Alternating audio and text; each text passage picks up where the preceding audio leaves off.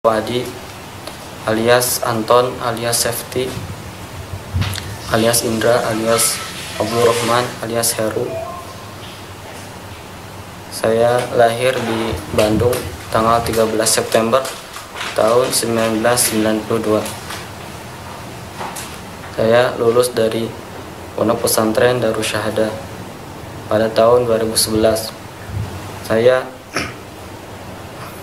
pernah termasuk ikut dalam anggota jaringan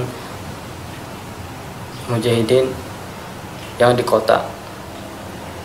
Saya pernah ikut anggota jaringan Deko yang kemudian pada akhir-akhir perjalanan kami bergabung dengan sebagian anggota Abu Roban.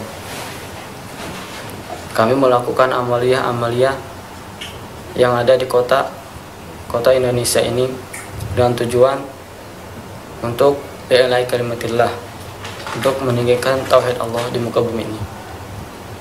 Adapun amaliyah yang pernah saya terjun di sana yaitu yang pertama, saya terlibat dalam bom di Beji yang pada waktu itu saya ikut serta dalam meracik bom bersama saudara saya Anwar dengan tujuan untuk melakukan amaliyah yang akan dilaksanakan oleh Torik, yaitu amaliyah berupa amaliyah istisyadiyah yang akan dilaksanakan di Makobrimob Kuitang, diantaranya seperti itu, dengan tujuan untuk membunuh Ansarut Togut, personal pemerintahan negara kafir Indonesia ini, supaya mereka bisa bertobat jerah dari kekafiran mereka dan berhenti dari itu semua. Adapun yang kedua, yaitu saya juga pernah terlibat dalam membuat bom yang bom itu dibawa oleh saudara saya Salim alias Dias yang melempar di pos polisi di Jalan Mitra Batik, Tasikmalaya. Pelakunya adalah satu orang, yaitu Salim. Beliau melakukan itu yang saya yakini adalah untuk membalas saudara-saudara kami yang telah tertembak, yang telah dibunuh oleh para togut Indonesia ini, terutama yang di Bandung, Cigondewa. Yang ketiga adalah saya pernah terlibat juga dalam perencanaan penembakan polisi di Cirende. Pada waktu itu polisi itu tidak meninggal. Namun pelaku pada waktu itu adalah Nurul Haq serta Fauzi dan Dayat sama Hendi. Tujuannya adalah sama, yaitu untuk membunuh personel tentara Togut Indonesia ini, supaya masyarakat bisa paham, bisa berpikir bahwasanya personel Togut ini adalah kafir. Kenapa kami menembak mereka? Karena mereka kafir. Kami yakini mereka kafir. Kemudian yang keempat, kelompok kami juga pernah menembak polisi yang ada di Ciputat. Dan pada waktu itu saya tidak ikut serta dalam aksi itu. Adapun yang kelima, yaitu yang penembakan di Ciputat, sama pelakunya yaitu Nurul Haq, Fauzi, Dayat, dan Hendi. Kemudian yang kelima, saya beserta kawan-kawan yaitu Nurul Haq, Fauzi, Dayat, dan Hendi terlibat juga dalam pemboman di Polsek Raja Polah, Tasikmalaya. Saya beserta Nurul Haq beserta Hendi sebagai perakit. Kemudian Nurul Haq dan Hendi dari Jakarta pergi ke Tasik untuk melakukan amaliyah. Dan terjadilah pemboman di Polsek Raja Polah. Tujuannya juga sama, yaitu untuk mengirhab tentang negara kafir Indonesia ini. Kemudian yang keenam yaitu pengeboman di Vihara Ekayana. Adapun pelakunya juga sama, berlima, yaitu saya, Nurul Haq, Hendi, Dayat, dan Fauzi. Sama pelakunya, perakit adalah saya, Nurul Haq, dan Hendi. Adapun yang lainnya sebagai pembantu dan pemencet tombol. Kami melakukan amaliyah di Vihara Ekayana dengan tujuan untuk membela ikhwanun kami yang ada di Myanmar, karena mereka telah dizalimi oleh umat Buddha dengan tidak berperi kemanusiaan. Kemudian yang ketujuh adalah penembakan polisi yang terjadi di Pondok Aren. Pada waktu itu saya tidak ikut serta dalam aksi itu, tapi saya dapat cerita setelah saya kembali ke kontrakan mereka. Pelakunya sama, yaitu Nurul Haq, Fauzi, Dayat, dan Hendi. Tujuannya juga sama, yaitu untuk memberantas Ansarut Taugut, untuk menteror Taugut negara kafir Indonesia ini. Adapun yang kedelapan yaitu saya ikut serta dalam amaliyah FAI yang ada di BRI Panongan, Tangerang. Kami melakukan FAI ini dengan tujuan yaitu BRI ini adalah salah satu logistik dari pemerintahan kafir ini, sehingga kami meyakini bahwasanya ini halal untuk kami ambil, dan tujuan untuk dana amaliyah-amaliyah yang akan kami laksanakan selanjutnya. Adapun pelaku yaitu saya, Nurul Haq, Hendi, Fauzi, Dayat, Rijal, dan Edo. Pada waktu itu amir kami adalah Rijal, dengan saya sebagai pemantau juga ikut survei, dan yang lainnya juga survei, serta ke-6 orang itu selain saya, mereka masuk ke dalam BRI Panongan itu. Adapun hasil yang kami peroleh dari amaliyah ini yaitu sekitar 310 juta rupiah yang kami bagikan. Setiap personal mendapatkan 9 juta rupiah dari hitungan 1/5 dari hasil yang kami dapatkan. Adapun sisanya kami merencanakan untuk membuat paspor, kemudian paspor dengan tujuan untuk berhijrah ke Suriah untuk berjihad di sana. Kami memilih untuk pindah jihad ke sana karena kami melihat bahwasanya di sana jihad lebih utama, lebih prioritas. Adapun anggaran paspor diantaranya satu orang 10 juta, yang lainnya untuk tiket 20 juta, dan sisanya kami berencana untuk membagikan uang-uang itu kepada istri-istri para mujahidin, baik yang tertangkap ataupun yang tertembak ataupun yang masih eksis berjihad di bumi ini, terutama yang di Poso yang berada dalam di bawahan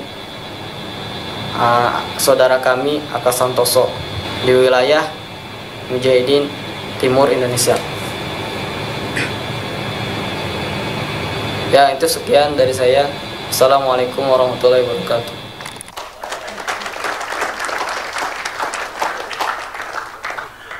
Pemirsa, barusan kita dengarkan testimoni dari tersangka yang tertangkap hidup yang namanya Anton, dan di ruangan ini juga ada AKBP Eri Eriawan, Komandan kejahatan keras Polda Metro Jaya.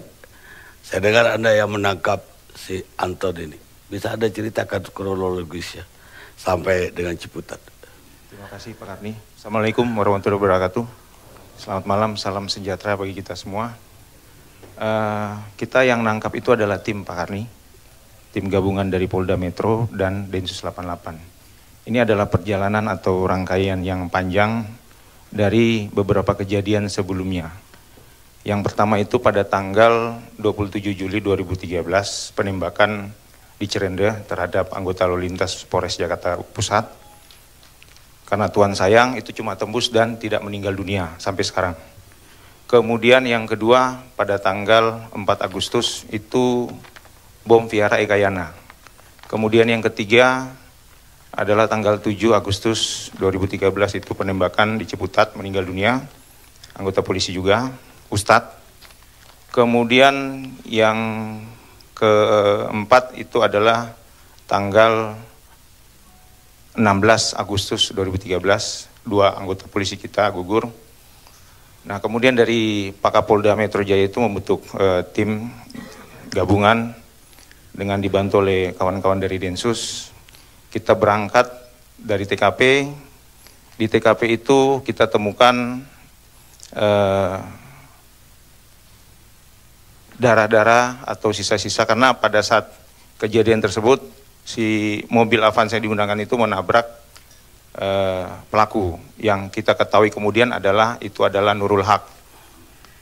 Kemudian kita lakukan scientific identifikasi, apa yang sudah kita curigai itu, ada kita ambil DNA-nya juga dari keluarga Nurul Haq dan itu cocok. Kemudian kita melakukan upaya-upaya penelusuran dari senjata api, dari sepeda motor. Sepeda motor itu kita putus sampai kepada salah satu orang di Tasikmalaya yang menyerahkan kepada Nurul Haq terakhir. Kemudian dari senjata api itu terbuka, ternyata itu adalah senjata api buatan Cipacing. Karena memang ada Ucu CS yang sudah kami lakukan penangkapan bersama kawan-kawannya itu dari situ pun kita sita beberapa pen gun, kemudian ada 44 senjata rakitan. Kemudian juga kita tangkap ada namanya Iboy, itu jaringan mereka juga jual soft gun, yang mana itu ada modifikasi soft gun di Kanibal, ada 2 jenis yang bisa itu ada Makarov, kemudian satu lagi Walter, itu di Kanibal. Kemudian kita buka, ternyata mereka ini menyerahkan Ucu ini atas pesanan namanya William Maskum, itu adalah Gubernur Mujahid Indonesia bagian Barat. Kemudian pentapan-pentapan itu sudah kita lakukan sampai pada akhirnya tanggal 24 Desember pada saat malam menjelang Natal, kurang lebih jam 16.30 itu ada perampokan di BRI Panungan. Pelakunya sekitar 5 atau 6 orang, kemudian korbannya ada 7 orang.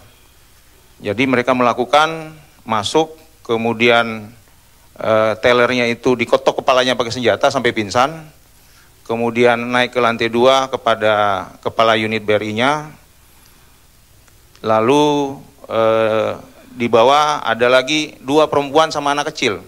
Itu pun masuk dan 2 anak perempuan sama anak kecil itu dilakban. Dilakban kemudian masuk ditutupin, kemudian mereka melakukan menodong kepala unit itu untuk membuka brankas, kemudian diambillah uang sejumlah 322 juta. Selanjutnya besoknya pada tanggal 25 Desember Natal itu mereka ditemukan, kami dapat kabar ada TKP kurang lebih 300 sampai 400 meter dari TKP BRI Panungan, itu di salah satu warteg namanya warteg Gita 2. Nah di situ ada tas yang ditinggal kemarin. Jadi pemilik warteg atau orang yang bekerja warteg itu pikir nanti akan diambil lagi tas ransel tersebut. Ternyata nggak diambil sampai besok harinya kurang lebih jam 14 tanggal 25 itu disampaikan ada orang yang masuk. Terus tanya setelah dibuka, kok mirip bom? Kemudian dipanggil Gegana, kita melakukan evakuasi dan disruptor. Setelah itu kita atas perintah Pak Kapolda, Pak Kabar Eskrim juga waktu itu datang ke TKP dan melaksanakan ANEF. Di situ beliau sampaikan Pak Kabah bahwa ini mereka sudah punya duit, pasti mereka mau amalia menjelang tahun baru. Nah itu yang sampai kami berkesimpulan bahwa dari rangkaian-rangkaian ini, bahwa ini adalah pelaku adalah kelompok itu. Kemudian pada 2012 itu kami pernah melakukan pengungkapan toko emas Tambora, dibantu oleh kawan-kawan Densus juga. Saya kira kita perpendek aja yang tahun 2013 setelah 25. Jadi rangkaian dari bulan Agustus kemarin itu kita ada beberapa kali nangkap. Yang pertama namanya si Iskandar di Bima. Kemudian kita tangkap namanya Siswanto alias Fahri di Bekasi. Nah itu semua setiap menangkap kita sampaikan tentang jaringan-jaringan ini. Nah muncullah nama si Anton. Kemudian kita pada tanggal 29 itu kita berangkat ke Banyumas. Kita lakukan penangkapan terhadap Anton. Karena Anton tidak melakukan perlawanan, Anton sampai sekarang masih hidup. Udah diberikan keterangannya. Kemudian kita bawa Anton. Anton mengarahkan kita kepada 2 titik di sini. Satu di Rempoa, kami jaga. Itu nyampe di sini tanggal 30, satu lagi di TKP di Ciputat. Begitu sampai di situ, kita melakukan langkah-langkah. Ternyata setelah kita masukin secara human intelligence, udah ngebox di situ, kemudian tahu oh ini ada kelompoknya. Karena Tuhan sayang, masuk lagi 2 orang menginformasikan dari intelnya, menyampaikan bahwa ada mereka lengkap ada 6 orang. Kemudian jarak dari situ dari TKPO itu ada sekitar 200 meter, itu ada lapangan bola. Kita buat posko di situ. Artinya kita akan melakukan penindakan yang terencana. Kita melakukan penindakan yang betul-betul dengan norma-norma hukum maupun kita mengingat tentang asas-asas atau prinsip-prinsip yang ada, proporsional, higienitas, kemudian ada juga akuntabilitas, kita sampaikan bertanggung jawab. Kemudian kita bikin parameter, perimeter itu kurang lebih 200 meter. Kemudian si Dayat keluar, kita sampaikan dari anggota lapangan. Rumah itu ketahuan oleh Densus kapan? Tanggal 31 itu atau katanya tadi bulan Agustus sudah ketahuan? Kami ketahuan setelah kita bawa Anton ke sini. Jadi kurang lebih tanggal 30. Tanggal kita 31 kita insert di sekitar TKP. Ada rumah dekat lapangan, kita insert di situ. Kemudian